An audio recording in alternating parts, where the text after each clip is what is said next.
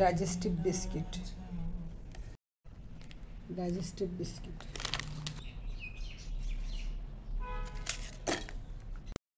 দাও।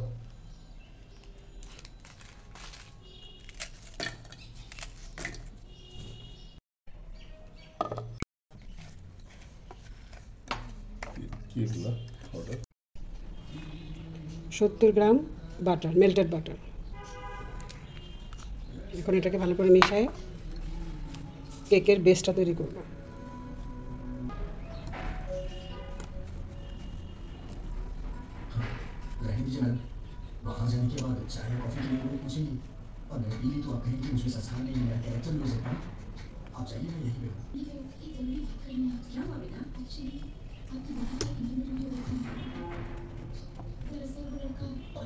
এখন এটা নর্মাল ফ্রিজে কিছুক্ষণ জন্য রেখে দেবো সেট হওয়ার জন্য।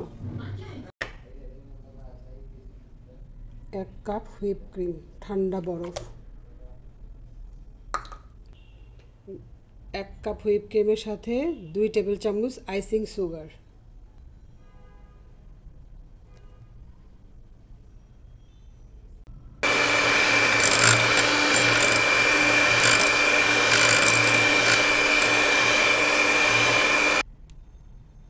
One teaspoon vanilla extract, 2 teaspoon. Pause.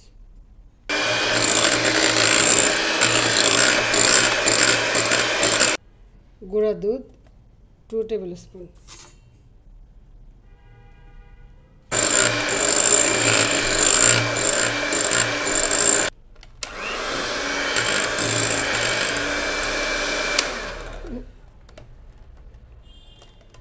Homemade cream cheese.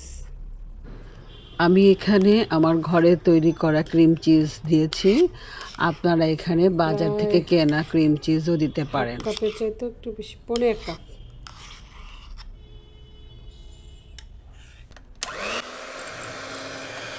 আপনারা যদি ক্রিম চিজের রেসিপিটা জানতে চান তাহলে আমাকে কমেন্টস করে জানাবেন, তাহলে আমি পরবর্তীতে এই রেসিপিটা আপনাদের কাছে শেয়ার করব। হয়ে গেছে আমার ক্রিম চিজ ফ্রস্টিং।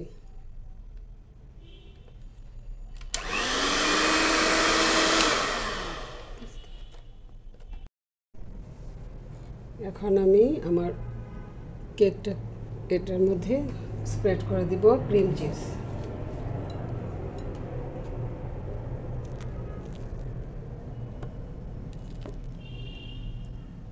একদম ঘরে বানানো ক্রিম চিজ।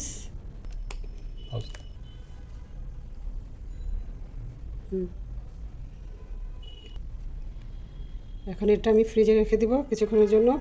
এর উপরে দিব caramel sauce.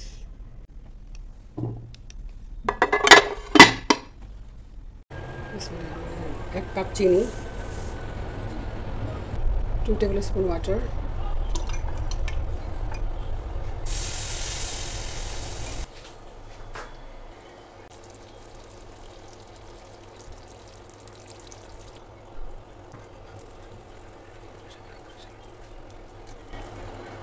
Add butter.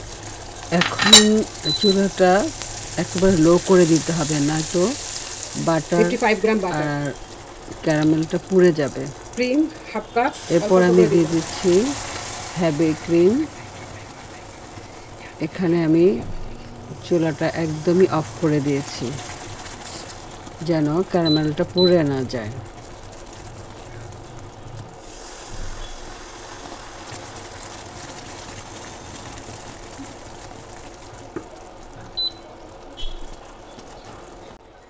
Salt 1/2 teaspoon.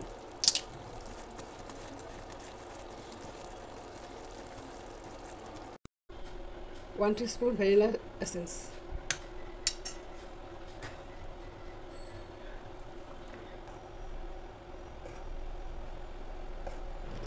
আমার ক্যারামেল সসটা হয়ে গেছে। এখন এগুলো একটা পাইপিং ব্যাগে ঢেলে নিব কেকের ওপর ডেকোরেশন করার জন্য। এটা আপনি স্প্রেড করেও দেওয়া যায়। আমি একটু সুন্দর করে ডেকোরেশন করার জন্য পাইপিং ব্যাগে ঢেলে নিয়েছি। তারপর একটা টুথপিক দিয়ে টেনে টেনে একটু ডিজাইন করে দিয়েছি। হয়ে গেল আমার caramel cream cheese cake, no bake caramel cheese cake.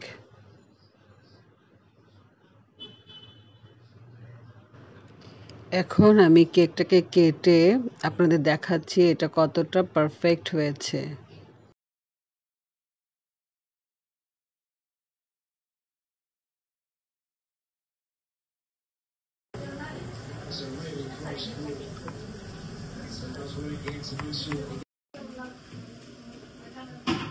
নিচে